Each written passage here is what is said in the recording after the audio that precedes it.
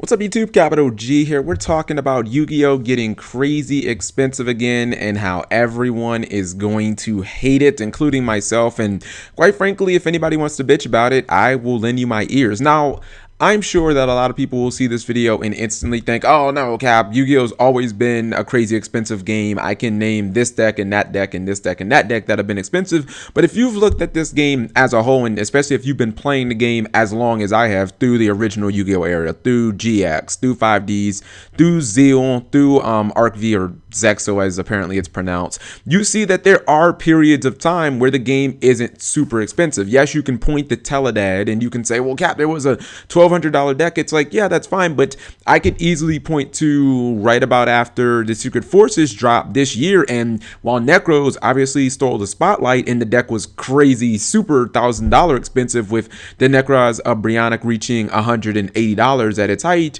you could easily point to a deck like Yosenju or Ritual Beast where you could, I mean, outside of the extra deck, you were able to build pretty much those entire main decks for what, $40, because all of the cards were dirt cheap, and because Necros were such on the rise that it made other decks kind of, you know, unattractive to people. Certain decks like Shadows and Sortello Knights, the cards were actually undervalued and they didn't really cost that much. They were still what I would consider somewhat in the realm of budget. And when I usually consider budget $150, people will argue with me until they're blue in the face about that price point, but it's a decent price point to start with. And even if you were a little above that, $200 isn't like, that's not the worst thing ever, but it is when you have cards that are over $100, because then it's like, well, damn, I have to spend $300 just on a play set of this card, let alone the rest of the deck. And I think that's where we're heading right now.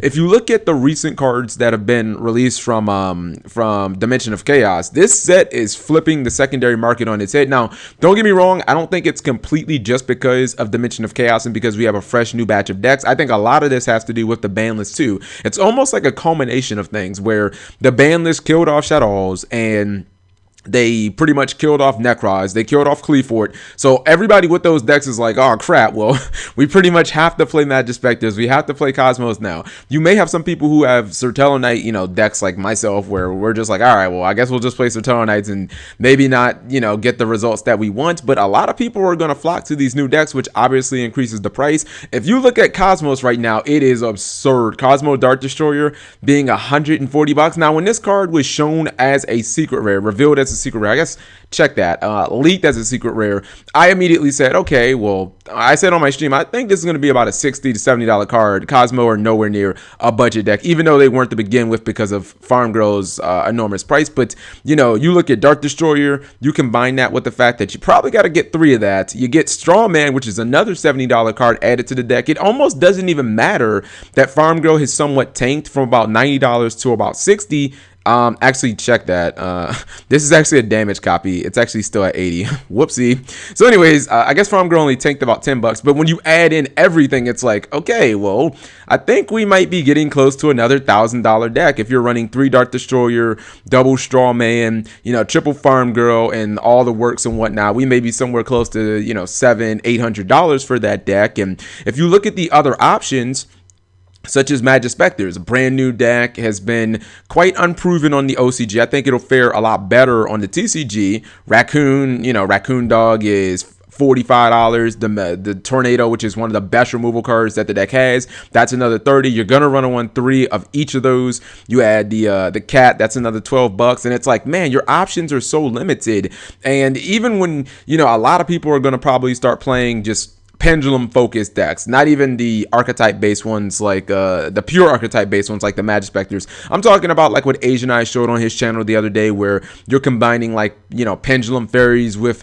other performages and whatnot. But a lot of these core monsters like Draco Slayer, this guy right here, the Luster Pendulum, he's $22, and the new card that just came out, Vector Pendulum, that's sitting at $13. So it almost seems like no matter what route you go, that decks are just it's going to be very expensive. And you know what it actually reminds me of?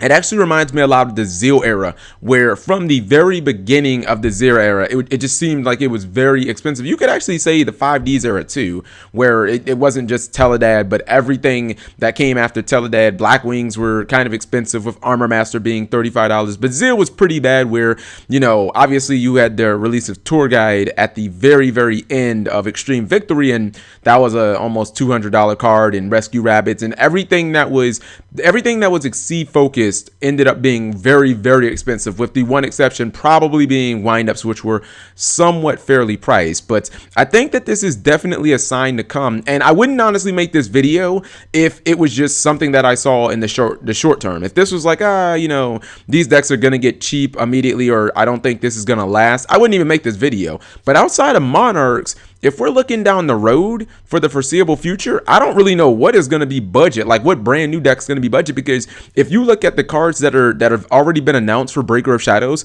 Cyber Dragon Infinity, to me, in my eyes, it looked like a secret rare. Now, if people are willing to pay $139 for a Dark Destroyer that you can only play in one deck, what do you think that they'll do for a Cyber Dragon Infinity, which is a format defining card? Like, I think Cyber Dragon Infinity is easily going to hit the ground at $150, and maybe it'll go up. I look at a card like Nephthybis, that's an ultra rare. Rafflesia, you know what I mean? I think that she's an ultra rare too, or I think it's a plant, but that's beyond the point. You know, you look at all these new really good cards that are coming out in Breaker of Shadows, and it's like, I don't think that any of them are going to be cheap, because, you know, it's constantly been shown by the secondary market and the people that pay into it that players are willing to spend these prices. So, you know, some of it is technically on us, the players, but, you know, some of it has to do with the fact that, you know, they take these cards, once it seems like once they got players hooked on Cosmos, they were like, all right, we know we got you guys now.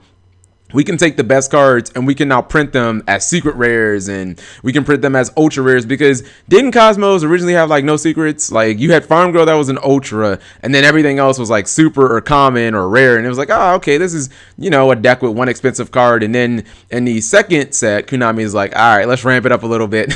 Let's make a secret rare and make it very expensive, get you guys to buy these products, and then when, you know, the Breaker of Shadows comes out, it's just going to be all hell on earth, because I think the secondary market's going to explode again. So let me know what you guys think, and honestly, let me know what you guys are doing to cope with this, because I asked on my last stream what a lot of people were going to do about the prices of the Cosmos cards. I mean, especially for people who already have the deck, but you know that you need to, you need 3 Dark Destroyer. Do you just sell these cards? And for anybody else who just doesn't have any of these new archetypes, like, what are you going to play? Because right now, the only budget decks that really haven't gotten like roughed up by the ban list that I can really see that are fairly new, or, you know, like, I guess Infernoids are somewhat new. I think that they're still a very good deck, and possibly like Psyframes, they've only got one expensive card in Omega, but outside of that, it's pretty much a fairly reasonable deck. So let me know what you guys think. Thank you for watching, as always.